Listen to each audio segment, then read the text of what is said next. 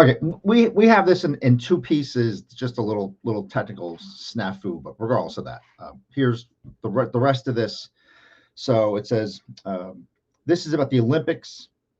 This little Wall Street Journal example here, and building stadiums and Olympic villages, and we had a discussion in the live class about the MetLife Stadium, and okay, fine. MetLife Stadium has two tenants, the Giants and the New York Jets, are both play in that fantastic structure there. But most of these stadiums, Buffalo, there's the Buffalo Bills, and they play 8 games a year in this big, huge, expensive stadium. What happens the rest of the time with that stadium? I mean, there's not another football team, and you don't play baseball. And I think it was tried in Oakland and different places where there's a shared, and San Francisco even, I think too, where the stadium was shared between the baseball Major League Baseball team and the National League Football team, National Football League. And that didn't go over great because you're moving things around, and you're forcing in a football field, and the field gets beat up. With the baseball, it's much it matters more how well manicured the field is. In football, you can sort of have a beat up field a little bit and still play and still have a reasonable experience. But in baseball, you want the ball to bounce predictably and to catch it and to field it. And if it's all torn up from running backs and tackles, that's not the greatest experience for the baseball crowd. So when I was a kid, they were these dual use stadiums, and now it's gone away from that. Where, like in New Jersey now, we have the Prudential Center, where basketball, hockey, and concerts all happen in that same building in downtown Newark. The Barclays Center is the same thing in Brooklyn, and there's no more the arena. I think it was Izod, but it was the Brendan Byrne Arena for the longest time, and in Sequel, because I don't even think that's used anymore. But at one time, the Nets were there, and Springsteen played there a bunch of times, and the Rolling Stones played there, and it was a well used building, kind of a thing. So anyway, but making these Olympic villages, if it's Greece or Italy or something, it can be a big expense, and again, having a budget matters to those kinds of things. The balance sheet, having a balance sheet budget, obviously is important. It's developed from the budgeted balance sheet for the preceding year and the budgets for the current year. And we have it's this example here. We have a very good example that we're going to go through: cash, receivables, and all sorts of notes and details that are involved with this. Okay, and we're going to go over that. Finished goods, raw materials, and again, I'm just explaining to you that we're going to deal with this model. To try to bounce back and forth between the PowerPoint and the Excel is kind of crazy, but we have this worked out for you guys, and we're going to work this out. See, and there's a lot of notes, common stock, accounts payable, how we pay out, how the company itself pays out its bills, the retained earnings relationship between earnings and net income, all of that. Okay, and this is the result. And again, it's a balance sheet, but this is developed now this is for internal use, but this is developed from financial statements and all the financial data that the company has. Okay, and to make your company as valuable as possible.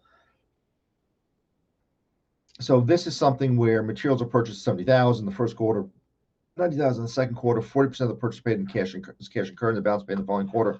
What are the payments in the second quarter? So as they're incurred, so it's 60 times 70,000 plus 40 times 90,000. That's 78,000, right? I think we worked that out, right? So it's going to be 42,000. Yeah, 42,000, then 36,000 is 78,000. Okay, so we have that one worked out. This is preparing the budget, and again, we're going to go through. I'm not going to try to jam this in the Excel. This is just to introduce the topics and the concept here. You have a cash balance, you have receipts, you have disbursements, and we'll go through all the math, total available cash and financing, and how to get the ending cash balance. We're going to go through that in Excel, but this, an explanation of this is on its way. For the non-manufacturing companies, there's a sales budget, there's a purchase budget. Don't use manufacturing, but if you're a services company or Walmart, you're not using direct materials, you're not using direct labor or you're not manufacturing anything in those buildings. You're just you're an interface for the public, for the consumers. It's a place for the consumer to pick up what they're buying, basically. And again, you have the same basic formula here: the beginning merchandise inventory, the purchases, the ending, and then the cost of goods sold. It's that same relationship that we've been looking at. This is, again, Walmart buying, flat panel televisions and then selling them to us.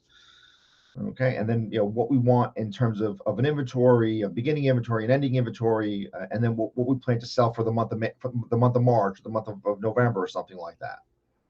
Okay.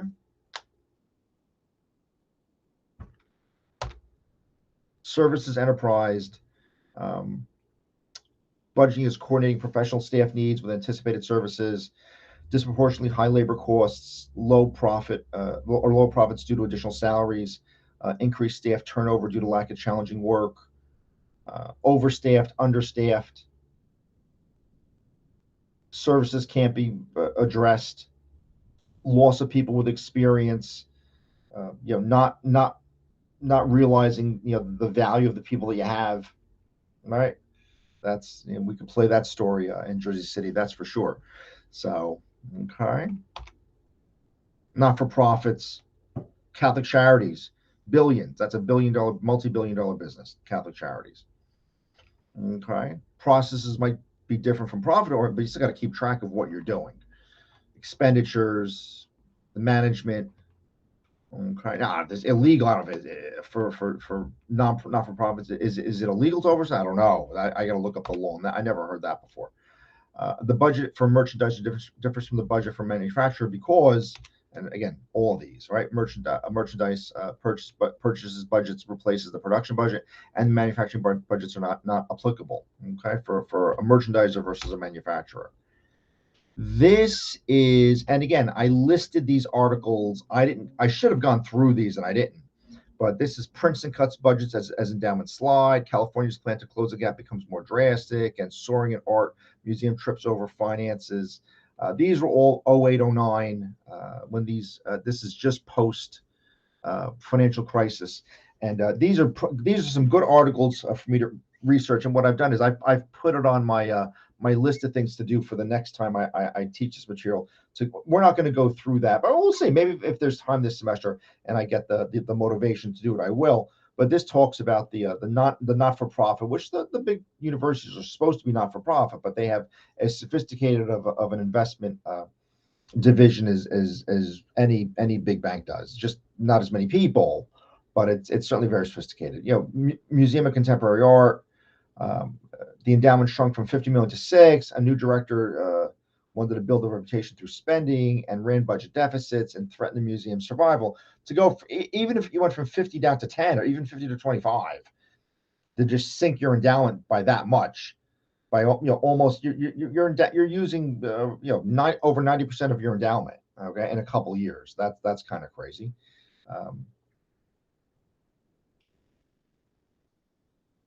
Now, for governmental agencies, as tax revenue drops, as earnings decline, unemployment skyrockets, right? The sources of debt financing can dry up. There can be shortfalls. California altered the school year, kind of a thing, right? To give state workers a couple unpaid days off every month, right? So Princeton, the largest endowment of any university, experienced a 25% drop in value when the financial markets plunged 15 years ago. And the endowment supports, a big portion of the budget, half the budget.